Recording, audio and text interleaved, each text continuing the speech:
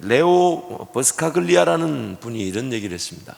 산다는 것은 죽는 위험을 감수하는 일이며 희망을 가진다는 것은 절망의 위험을 무릅쓰는 일이고 시도해 본다는 것은 실패의 위험을 감수하는 일이다. 그러나 모험은 받아들여져야 한다. 왜냐하면 인생에서 가장 큰 위험은 아무것도 감수하지 않는 일이기 때문이다. 세상 리더십에서도 그는 일반적인 은총, 때가 되면 햇빛을, 때가 되면 비가 내리고 때가 되면 신문대로 거두게 하시는 하나님의 창조 질서의 그 일반적인 원리 속에서 하나님의 그 원리를 발견한 거예요. 우리 인생이라는 존재가 뭔가 감수하려고 하지 않는 순간 인생이 가장 위험해지게 된다는 것입니다. 그래서 첫 번째로 인생 최고의 실패는 아무것도 시도하지 않는 것입니다. 인생 최고의 실패는 아무것도 시도하지 않는 것입니다. 하나님의 창조 질서의 목적은 자신만의 길을 적극적으로 걸어가는 것입니다. 우리 모두는 다 유일한 존재들입니다. 그리고 유일하다는 것은 하나님이 각양각색의 사람들, 그러나 모든 각양각색의 사람들 한 사람 한 사람에게 그만의 목적을 가지고 계신다는 겁니다. 쉽게 말하면 내가 아니면 내 인생을 대신 살아줄 사람이 없습니다. 하나님 나를 창조하셨을 목적은 누군가의 것이 아닌 나만의 유일한 삶의 목적입니다. 우리가 하나님 앞에 서게 되는 날, 예수 그리스도로 구원을 얻을 때, 그리고 그 이후에 던져질 질문들이 있을 겁니다. 마치 불 가운데서 그 일이 성령의 일인지 아닌지 태워져서 남는 것은 하나님께 영광이 되며, 그러나 우리는 불 가운데서도 구원을 받는다라고 말하는 것처럼 그 분명한 상급에 대한 평가가 있을 것인데, 그때 하나님께서 우리에게 던지실 질문 중에 한 가지, 내가 너에게만 당부한 일에 너는 순종하였느냐? 내가 너에게만 당부한 일에 너는 순종하였느냐? 내가 이렇게 살았습니다. 내가 이렇게 일을 행했습니다. 이런 열매를 거두었습니다. 물론 그 모든 것들도 하나님 은혜가 아니면 나타날 수 없는 것들이었습니다. 그러나 그 모든 내 고백의 가장 최고봉은 하나님 나에게만 맡기신, 나에게만 명령하신, 그 누구도 나를 대신해서 들을 수 없었던 하나님의 음성, 그 누구도 나를 대신해서 나를 위해 살아주지 못한, 나를 위해 감당하지 못한 나의 사명, 그 목적에 따라 우리는 지음을 받았어요. 그러므로 하나님의 목적은 나를 창조하셨을 때 나만이 걸어갈 그 길을 적극적으로 걸어가게 하시, 내가 걸어갈 길을 적극적으로 걸어갈 수 있도록 오늘 나와 하나님 함께하고 계신 것입니다.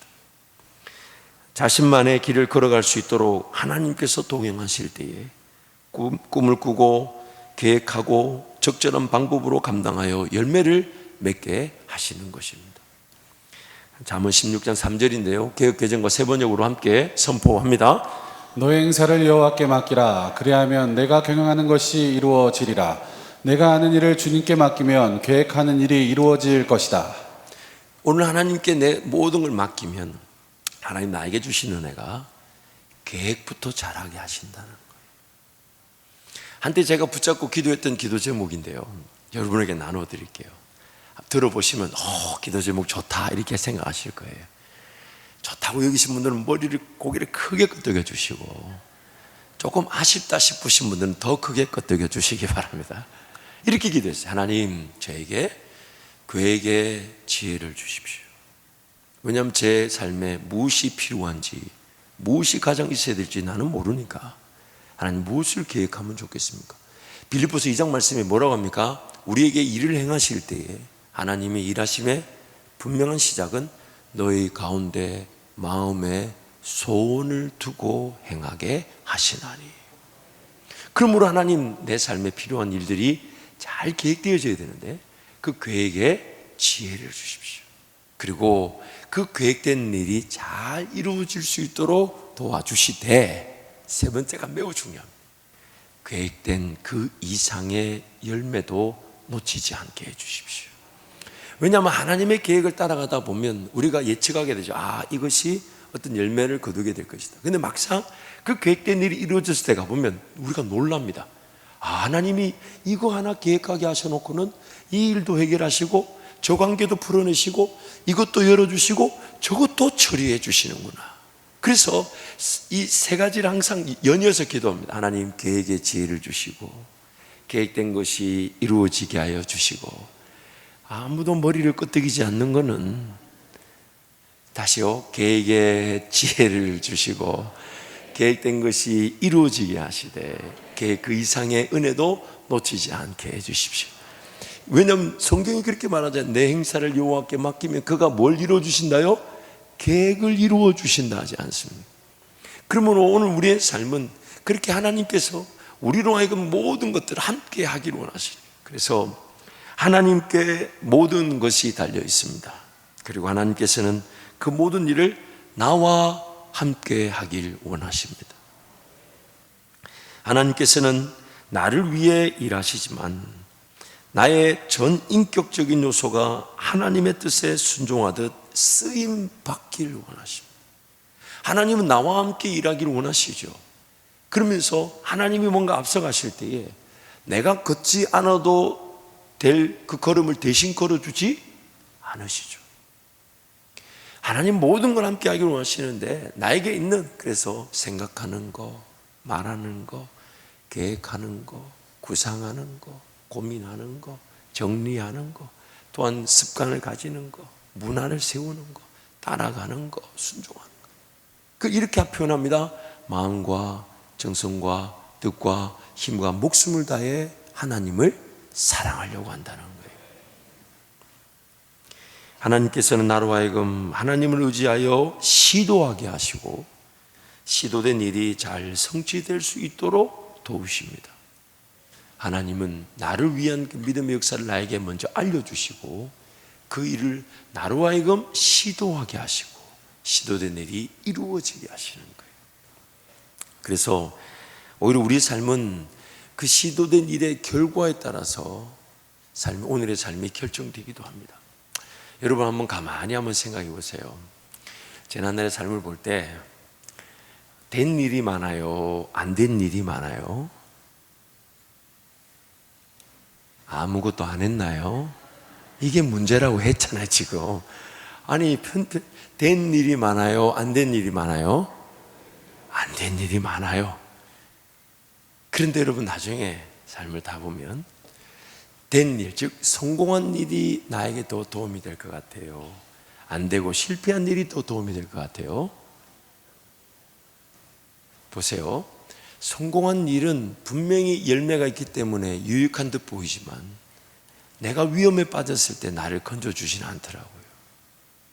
내 어떤 권력, 부, 명예, 내가 위험에 빠질 때 나를 건져주지 않아요. 근데 내가 안 된 일, 그러나 실패한 일들은 내가 나중에 어려워질 때 그때 나를 겸손하게 만들어주고 하나님도 의지하게 만들어주고 하나님도 기억하게 만들어주죠.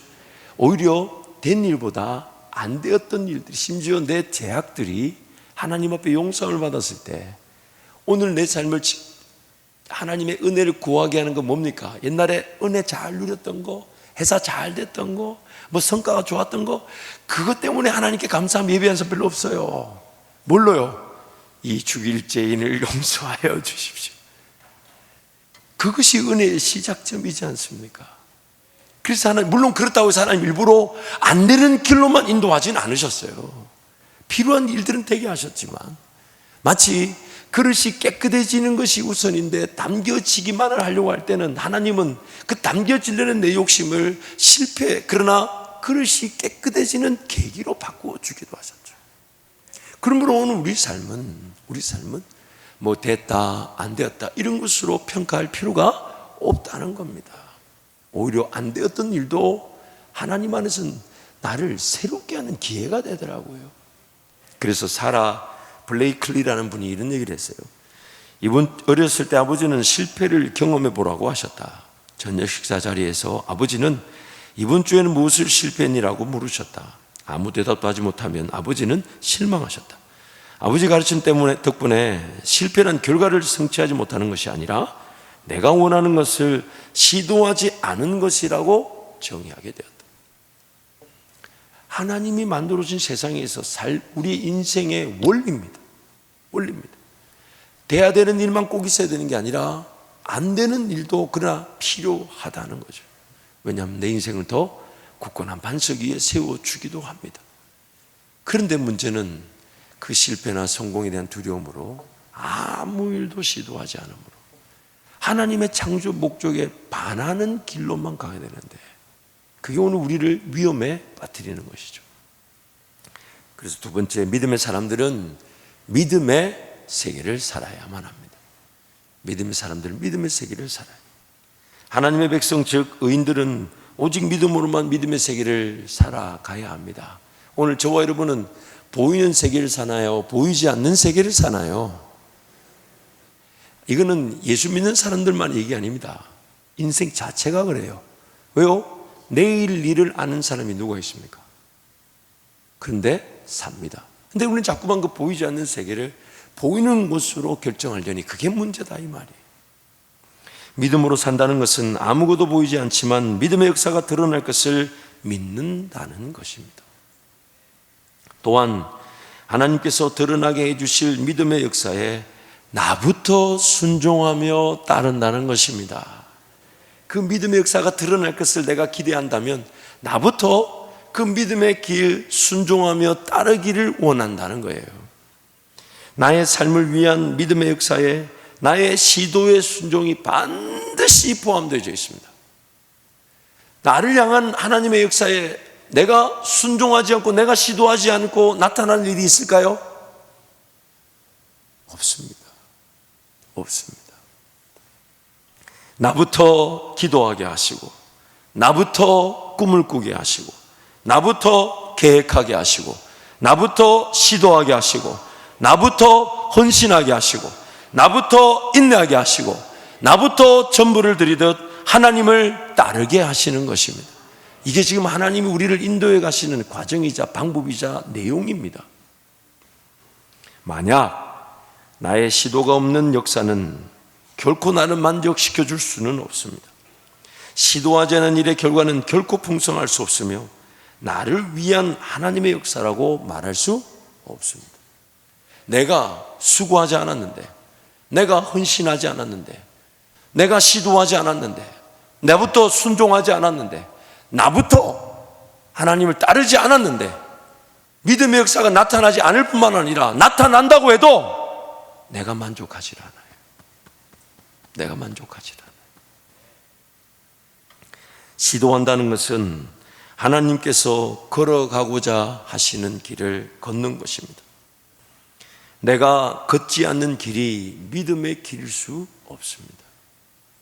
내가 걷지 않는 길이 믿음의 길일 수 없습니다.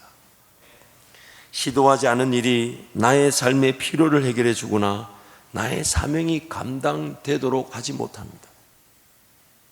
내가 헌신하지 않고 내가 수고하지 않았는데 뭔가 열매가 나타나면 이거 내 필요를 해결해 줘, 그렇게 말할 수가 없다는 거예요. 그런 즐거움이 없어요. 그런 기쁨이 없어요. 그래서 시도하지 않은 채 살아가는 것은 걷지 않는 불순종입니다. 걷지 않는 불순종. 시도하지 않은 채 무언가를 얻고자 하는 현상이 바로 흘러 떠내려가는 것입니다. 흘러 떠내려. 그래서 히브리서 2장 1절 말씀 함께 선포합니다. 그러므로 우리는 들은 것에 더욱 유념함으로 우리가 흘러 떠내려가지 않도록 함이 마땅하니라. 하나님의 말씀을 들었다면 과연 그 말씀이 아무 일도 일어나지 않도록 숨겨져 있을 수 있을까요? 하나님의 말씀을 들었다면 그 말씀이 나로 하여금 가만히 있게 만들까요? 하나님의 말씀을 들었다면, 살아있는 하나님의 말씀을 들었다면 아무 시도도, 아무 순종도, 아무 원신도, 아무 수고도 하지 않은 채 그냥 듣기만 하며 살아갈 수 있는 걸까요? 그러므로 시도한다는 것은 하나님의 인도하심에 순종한다는 것입니다. 하나님의 인도하심에 순종한다는 것입니다. 세 번째, 안전한 시도는 없지만 하나님께서 모든 시도를 사용해 주십니다. 안전한 시도는 없지만 하나님께서 모든 시도를 사용해 주세요. 시편 1편 6절 말씀 함께 선포합니다. 무릇 의인들의 길은 여호와께서 인정하시나 악인들의 길은 망하리로다. 하나님이 인정하신다. 참 이 단어 하나에 엄청난 의미들이 포함되어 있는 거예요. 당연히 그 의인들, 하나님의 백성들의 길을 지키시고 보호하신다, 인도하신다, 이 내용이 있을 뿐만 아니라 그 잘못된 길, 엉뚱한 길을 걸어가도 자기 잔열한 이유로 포기하지 못하시니, 그 영어로 보면 이런 표현도 있어요. watching over. 그 길을 다 지켜보고 계신다. 불꽃 같은 눈을 지켜보다가 엉뚱한 길로 가서 삶이 끝날 것 같으면 재빠르게 하나님이 구원해 주시죠. 구원해 주시잖아요. 그러면서 어떻게 해서든 하나님이 인도하시는 그 길로 들어서도록, 마치 그 정상적인 궤도 안에 들지 않으면 충돌을 피할 수 없어 무너지는 것처럼 인생의 그런 하나님과의 동행이라는 궤도에 들어설 수 있도록 하나님이 그 길을 다 인정해 주시고, 그리고 그 인정한다는 말이 뭡니까? 잘못된 길을 걸어가고 엉뚱한 길을 걸어가도 그 길이 하나님께 다시 쓰여질 수 있는, 하나님이 인정해 주시는 길, 바로 그 길이 우리의 길이라는 것이에요. 하나님을 더욱 확실하게 알아갈 기회로 사용해 주시거나 믿음의 역사로 수많은 성도들을 섬기는 성공이 되게 하십니다. 결코 실패하실 수 없으신 하나님께서 영원히 나와 함께 동행하시기에 우리의 시도는 반드시 하나님을 더욱 만나게 되는 성공의 기회가 됩니다. 반드시 하나님을 더욱 만나게 되는 성공의 기회가 됩니다. 그러므로 우리 신앙의 능력은 다시 일어서서 예수를 바라보며 믿음의 길을 걷는 시도입니다. 오늘 신앙의 능력은 다시 일어서서 예수 바라보며 그 믿음의 길을 또 걸어가는 시도가 능력인 것이죠. 그래서 오늘 본문 빌립보서 3장 12절 16절인데요, 메시지 성경으로 우리 함께 읽겠습니다. 내가 이 모든 것을 다 얻었다거나 다 이루었다고 말하는 것이 아닙니다. 나는 다만 놀랍게도 나를 붙드신 그리스도를 붙잡으려고 내 길을 갈 뿐입니다. 친구 여러분, 내 말을 오해하지 마십시오. 나는 결코 나 자신을 이 모든 일의 전문가라고 생각지 않습니다. 나는 하나님께서 우리를 손짓하여 부르시는 그 목표, 곧 예수만을 바라볼 뿐입니다. 나는 달려갈 뿐 되돌아가지 않겠습니다. 그러므로 하나님께서 우리를 위해 마련하신 것을 모두 얻으려는 사람들은 그 목표에 초점을 맞추어야 합니다. 여러분이 전적인 헌신에 못 미치는 것을 마음에 품더라도 하나님께서 여러분의 흐려진 시야를 깨끗하게 하심으로 결국 여러분은 보게 될 것입니다. 이제 우리가 올바른 방향에 들어섰으니 그 방향을 유지해야겠습니다. 사도 바울은 지금 로마 감옥에 갇힌 상태입니다. 그리고 빌립보 교인들에게 권면의 메시지, 그것이 오늘 빌립보서인데, 감옥에 갇힌 그 사람이 시도한답니다. 무엇을 시도하냐? 목표를 재확인한다는 거예요. 그 목표가 뭐냐? 예수만을 바라보는 것. 예수만을 바라보는 것. 그 감옥에 갇힌 사람이 할 수 있는 게 아무것도 없습니다. 오히려 감옥 바깥에 있는 빌립보 교인들에게, 그 사람들에게 할 수 있는 일을 당부해야 될 것인데, 그런데도 자기의 시도는 목표를 다시 확인하고, 근데 그 목표가 뭐냐고요? 예수만을 더욱 바라보고, 그리고 예수만을 더욱 바라는 그 목표를, 그 방향을 정했으니 그 방향으로 걸어가겠다. 그랬더니 그에게 하나님은 놀라운 그 은혜의 길을 열어주셨다는 것이죠. 오늘 우리의 삶도 마찬가지입니다. 주 안에서 여러분 어떤 시도든 최선을 다해 도전해 보십시오. 말씀드린 대로 뭔가 돈을 투자하고 시간을 투자하는 일을 얘기하는 것이 아닙니다. 그것은 일단 이 주 안에서의 모든 시도가 자리를 잡게 되면 반드시 순종하지 않으면 안 될 만큼 기회가 주어지게 되어 있습니다. 여러분, 저는 단 한 번도 상담 사역을 꿈꿔본 사람이 아닙니다. 우리 교회에 와서 배웠어요. 담임 목사가 되고 난 다음에 제일 많이 훈련받고 배운 것이 그 상담의 필요성이었습니다. 그래서 기도하는 중에 그러면서 나 한 번도 생각해 본 적도 없고 과연 일을 해도 될까? 그러나 필요한 것 같아서, 그래서 기도하면서 그래서 상담 사역을 어떻게 해야 되나? 그러면서 상담이 우리 교회 안에 있으면 그 상담의 내용이 지켜지지 않는 불편함 때문에 성도들이 혼선을 또 교회를 떠나게 되니까 바깥에 있어야 될 것 같은데 너무 멀리 있으면 관리가 안 되고, 그래서 저 장자학교 우리 교장실에서 바깥을 보고 기도하고 있는데 그 대동 빌딩이 보였어요. 그래서 저기 안 그래도 공간이 좀 비어 있다고 했었는데 저 공간에 한번 가봐야 되겠다. 그래서 뭐 가볼 거 없이 비어 있다는 얘기를 듣고 이제 세를 물어보니까 당시 한 2년 전만 해도 그 세보다 은행 이자로 건물을 사는 것이 좋지 않겠나.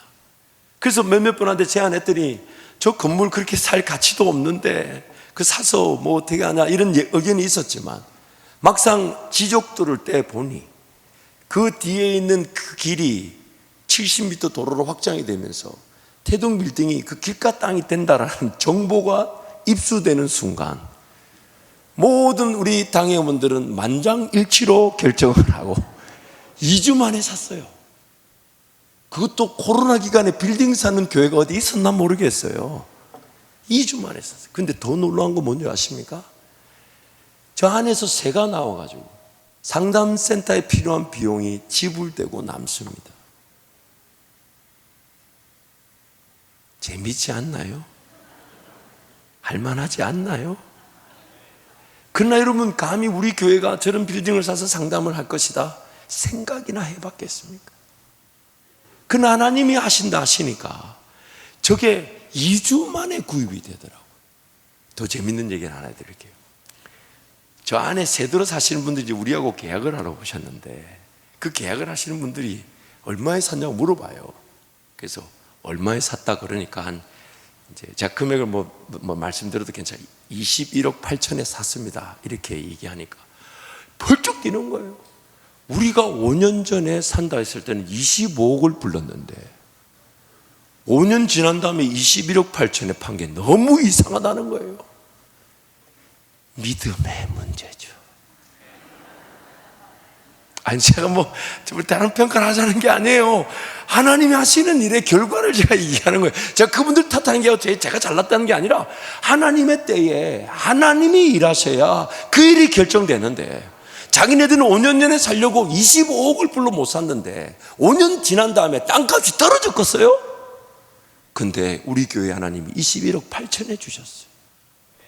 그리고 그 기간 안에 저 상담센터가 세워져서 지금 매달 140건 정도가 상담이 진행되고 있고 2분의 전임 우리 사역자와 4분의 프리랜서가 상담을 돕고 있습니다. 한 번도 상담사가 있다 없다로 고민해 보지 않았어요.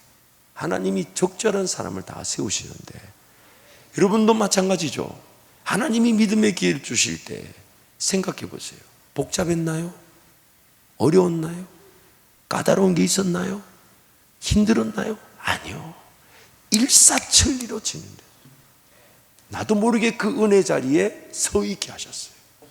그게 바로 믿음의 시도의 기회인데, 그런데 그런 기회가 하나님과의 관계 중심이 아니고 하나님 음성에 관심이 없고 하나님을 따르고자 하는 게 없는데, 또 그런 시도가 없는데, 그런 돈을 잘 벌고 시간을 투자를 잘할 그런 기회가 주어지는 것은 내 욕심이거나 마귀의 미혹일 수밖에 없습니다.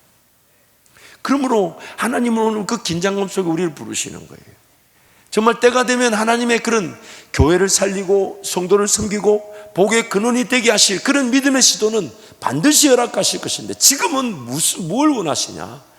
주님 더 바라보기를, 예수 더 바라보기를, 예수 더 사모하기를, 예수 음성을 듣기를 시도하고 예수 복음 전하기를 시도하고 교회를 위해 더 헌신하기를 시도하고, 내 어렵다 힘들다 그런 걸 판단하지 않고 내 주님 사랑하는 마음으로 좀 더 헌신하고 좀 더 충성하고 좀 더 수고하고 필요하다면 좀 더 희생해서라도 내가 주님을 더 바라볼 시도의 기회, 그것을 우리에게 주기를 원하시며 그것을 통해 우리 가정과 일터에 또 우리 교회에 그 믿음의 역사를 이루어 가시는 것입니다. 이제 한번 동성으로 같이 기도하겠습니다.